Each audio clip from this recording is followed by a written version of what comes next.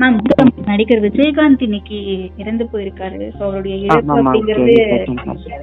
மீள முடியாத ஒரு ஓகே. இழப்பா இருக்கு. அவரோட ஆமா. உங்களுடைய நினைவுகளை பகிர்ந்துக்க முடியுமா மேம்? உங்களுடைய நினைவுகள். நினைவுகள் நீங்க நான் பயணித்த 2 அந்த படம் நாட்கள். பண்ணியிருக்கேன் அவரோட.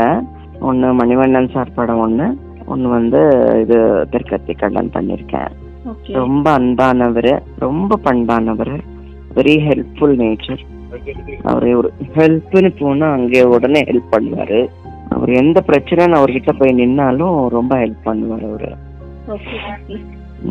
அண்ட் அவரை பொறுத்த வரைக்கும் டெக்னீஷியன்ஸுக்கும் ஒரு ஆர்டிஸ்டுக்கும் இருக்கிற ஹெல்ப் அவர் வேற யாருக்கும் பண்ண மாட்டாரு.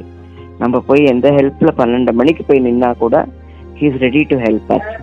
Okay.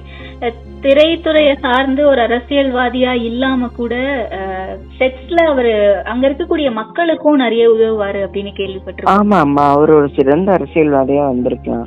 If you would have been இந்த கட்சியில நல்ல இது பண்ணி வந்திருந்தா ஒரு நல்ல ரேஞ்சுக்கு வந்திருக்கலாம் அவரு. ஆனா திடீர்னு எல்லாமே தலைகீழ் ஆயிடுச்சு இல்லையா. அவர் இருந்த வரைக்கும் நடிகர் சங்கம் எல்லாம் ரொம்ப நல்லா இருந்தது, ஃப்ளரிஷிங்கா இருந்தது இல்லையா. ஆமா ஆமா மேம். அவர் நிறைய நல்லது பண்ணியிருக்காரு. அவர் யாருக்கும் கெடுதல் பண்ணி நமக்கு தெரியாது. But very nice person, respectable person. யாருக்கு என்ன மதிப்பு கொடுக்கணுமோ அதுக்கு கொடுப்பாரு.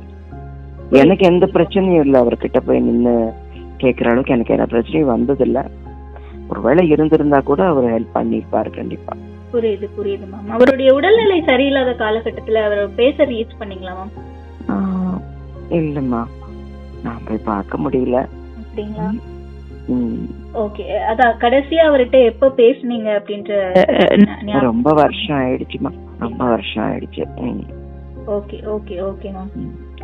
deep condolences for his family. My deep condolences. அந்த இழப்பை அவங்களை ஈடுகட்ட முடியாது. ஆனா ஒரு சகாப்தம் முடிஞ்சதுன்னு நினைக்கணும் அவ்வளவு.